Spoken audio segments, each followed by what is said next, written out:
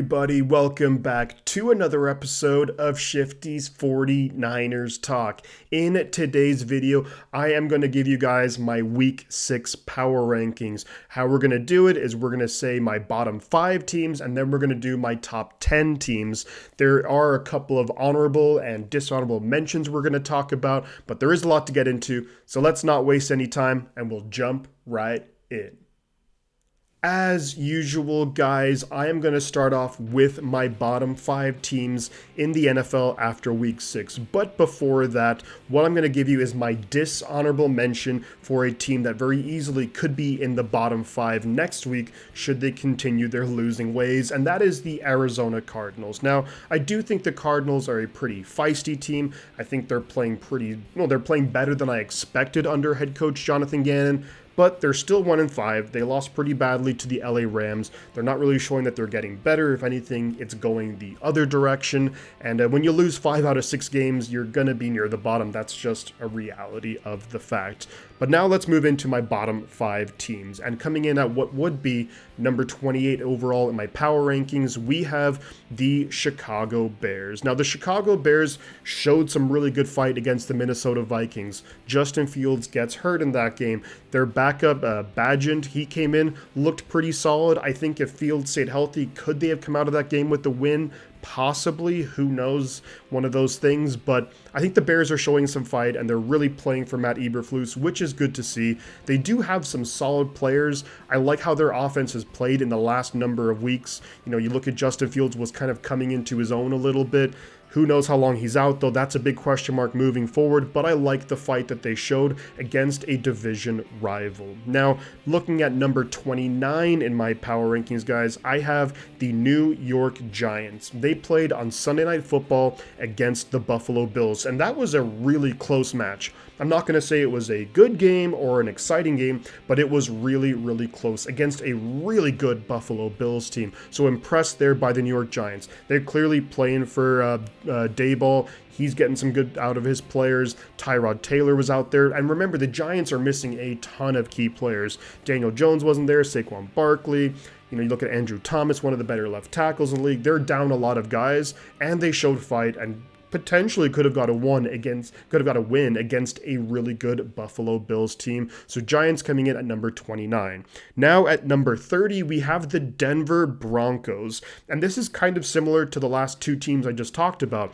They played a game really close. It was on Thursday Night Football. The defense of the Broncos looked very impressive, slowing down a guy like Patrick Mahomes and the Kansas City Chiefs offense. The Broncos offense, however, absolutely a mess. Jerry Jeudy not living up to his draft status at all, just not really able to get anything going, which is surprising considering Sean Payton is your head coach and you have some decent name guys on the offense, but they just can't really get anything going offensively all year long. However, you play a really good team close, they are going to move up in my power rankings compared to last year. So Denver, you're not second from the bottom, you're third from the bottom, so congratulations. Now coming in at number 31, we have the New England Patriots. 1-5 on the year. They just lost to the Las Vegas Raiders, and all year long, they've just looked terrible. Mac Jones looking awful all year long. Bill Belichick just not even getting close to the most out of his guys anymore. Really confusing what's going on there in New England, considering they were pretty decent last year, but a lot of players are regressing. Bill Belichick might be towards the end of his career. Who knows what's going to happen there in New England, but they are not looking good at all. Now at the bottom of my power rankings, this will be no surprise. It is the Carolina Panthers, the only winless team in the NFL. They just lost again pretty badly to the Miami Dolphins.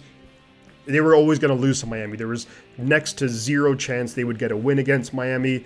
But things just aren't looking good in Carolina. Frank Reich, there's a lot of talk about him. Who knows if he'll even make it through his first year in Carolina. There's some, issues with him and ownership, and it just seems like a complete mess. Not a great situation for your number one overall quarterback to necessarily go into.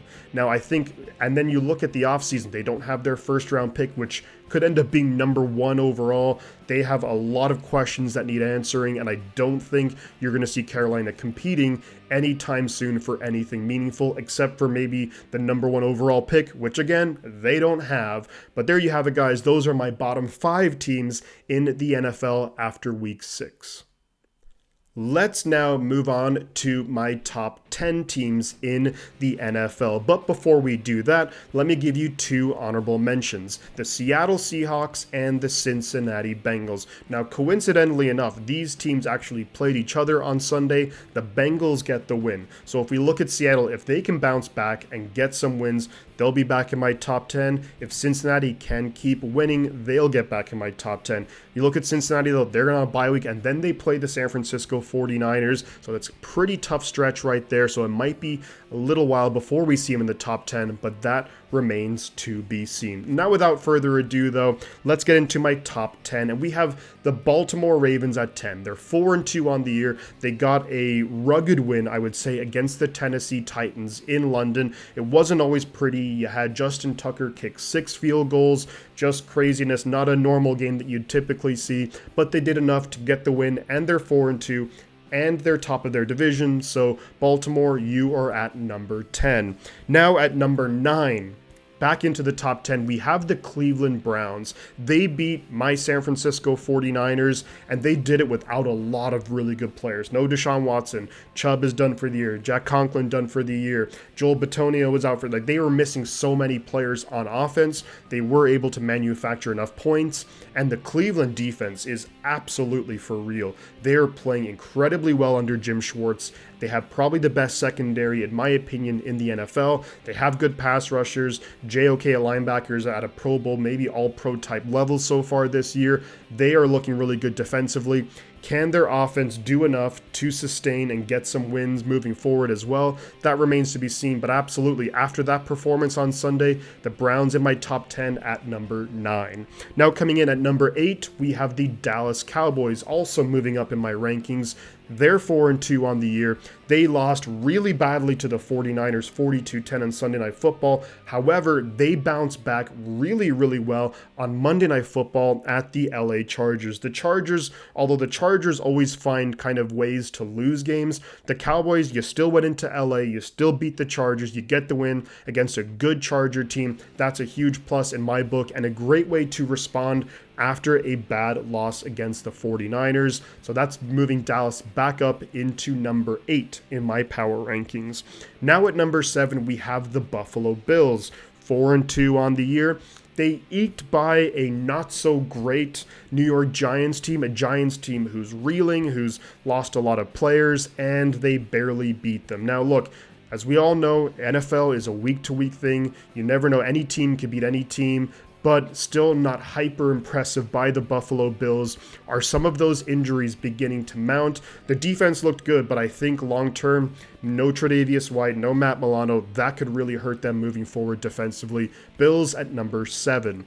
Now coming in at number 6, we have the Jacksonville Jaguars, 4-2 on the year. They just won a big division game against the Indianapolis Colts. They are top of the division. Trevor Lawrence really looking good lately. The offense looking much better. They put up 37 points against Indianapolis. Love the direction that Jacksonville are going. They're looking a lot better. They've won 3 on the trot. Jacksonville are a team to watch out for.